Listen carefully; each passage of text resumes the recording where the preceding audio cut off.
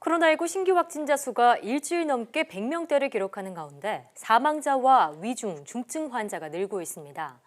각국은 치료제와 백신 개발에 힘을 쏟고 있지만 영국 아스트라제네카의 백신은 부작용 의심 사례가 발생되며 임상시험이 중단됐는데요. 쉽지 않은 백신과 치료제 개발, 어디까지 왔는지 코로나19 브리핑 고려대학교 약학대학 김정기 교수와 알아보겠습니다. 교수님 전화로 연결돼 있습니다. 나와 계십니까? 네, 안녕하세요. 네. 신규 확진자가 100명대는 유지하고 있지만 문제는 조금씩 증가하는 추세라는 건데요. 10일 하루 176명이 나왔습니다. 사망자와 위중, 중증 환자도 늘고 있는데 현재 상황 어떻게 보고 계십니까? 말씀하신 것처럼 지금 100명대, 그러니까 150명 안팎으로 계속 신규 확진자가 한 일주일째 나오고 있습니다. 그래서 지금 상황은 수치만 봐서는 사회적 거리두기 3단계에 해당되는 숫자입니다. 그래서 실제로 무시할 수 없는 그런 숫자고요. 지금 상태로 이제 앞으로 한 20여일 남은 추석이 지나게 되면 큰 폭으로 증가할 가능성이 있기 때문에 굉장히 위험한 단계다. 그리고 말씀하신 것처럼 실제로 위중증 환자 수가 계속 증가를 하고 있거든요.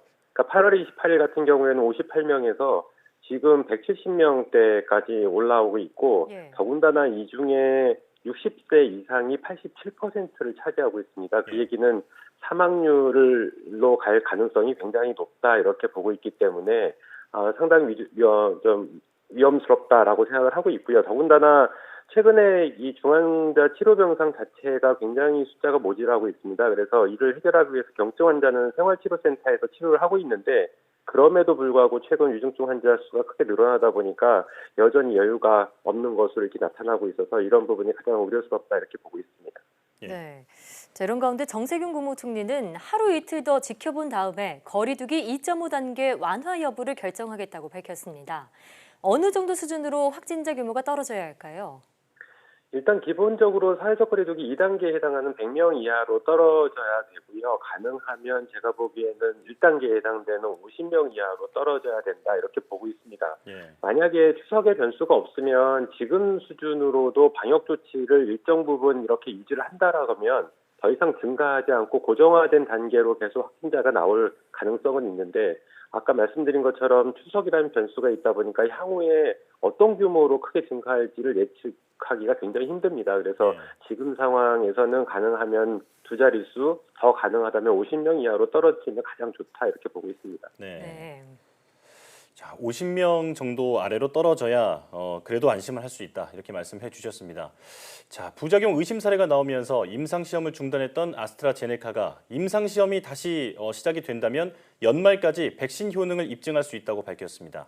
다시 진행될 가능성은 어떻게 보십니까? 글쎄요, 아직 지난번에 나왔던 부작용, 그러니까 척수염에 대한 원인, 당사 부작용을 가지신 분이 기저질환을 갖고 있었던 건지 아니면 백신에 의한 부작용인지가 명확하게 밝혀져 있지 않습니다. 그래서 이 부분이 먼저 밝혀져야지만 앞으로 재개가 가능하다 이렇게는 보고 있습니다. 만약에 이 부분이 명확하게 밝혀지지 않으면 실제로 개발돼서 상용화되더라도 이 아스트라제네카 백신을 맞을 사람들이 그렇게 많지는 않을 거라고 보고 있습니다. 왜냐하면 부작용 자체가 굉장히 위험한 수준이기 때문에 어쨌든 이 부분에 대한 어떤 조사가 마무리돼야 된다 이렇게 보고 있고 만약에 그 부분이 명확하게 밝혀져서 재개가 된다라고 그러면 지금 중단된 상태에서 연말에 개발되기는 좀 어렵지 않나 내년 초까지는 가야 되지 않나 이렇게는 보고 있습니다. 네, 일단 부작용 의혹이 해소되는 게 우선이라는 얘기인데 이 아스트라제네카는 한국이 유일하게 백신 공급을 계약을 맺은 회사입니다.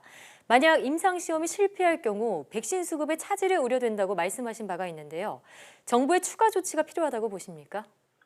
글쎄요, 일단은 지금 단계에서 어느 백신도 완전성이나 효능이 완벽하게 검증이 되지 않았기 때문에 선뜻 어떤 우선 구매를 하기에는 어려운 상황입니다. 더군다나 지금 선두 그룹에 있다라고 하는 모더나나 아니면 화이자 같은 경우에 아직까지 상용화되지 않은 RNA 백신 형태를 만들고 있다 보니까 아직은 좀 신중해야 된다. 근데 다행스러운 거는 그래도 국내에서 제넥신이 개발하고 있는 백신도 DNA 백신 형태입니다만 아스트라제네카와는 플랫폼 자체가 완전히 다릅니다. 그래서 현재까지 좋은 결과들을 내고 있기 때문에 국내에서 자체적으로 생산하는 백신에도 기대를 한번 걸어보는 게 좋지 않을까 이런 생각을 가지고 있습니다. 자, WHO는 백신의 속도보다는 안전성을 강조하고 있는데요. 많은 치료제나 백신이 연내를 목표로 개발 중이지만 개발이 쉽진 않을 것이라는 시각도 있습니다. 어떻게 보십니까? 아무래도 지금 최근에 WHO에서 한 번도 언급이 없었던 얘기, 방금 말씀하신 것처럼 효능뿐만 아니라 안전성이 확보돼야 된다. 그래야지만 권고를 하겠다라고 얘기를 밝힌 바가 있기 때문에 예. 아무래도 제약사들도 이 부분에 대해서 공동 성명을 한 걸로 알려져 있거든요. 그렇다 예. 보니까 신속하게 빨리 처리되지는 않을 거다. 아무래도 조금 시간적인 여유를 가지고 효능이나 안전성이 좀 그나마 검증된 그런 백신이나 치료제를 개발할 거다. 이렇게는 생각하고 있습니다. 네. 예. 자, 오늘도 코로나19 브리핑 함께 했습니다. 신규 확진자가 줄지 않고 있는 가운데 이번 주말이 어느 때보다 중요합니다. 모임과 약속을 자제하고 방역수칙을 철저히 지켜야겠습니다. 지금까지 고려대학교 약학대학 김정기 교수와 함께했습니다. 교수님 고맙습니다. 감사합니다.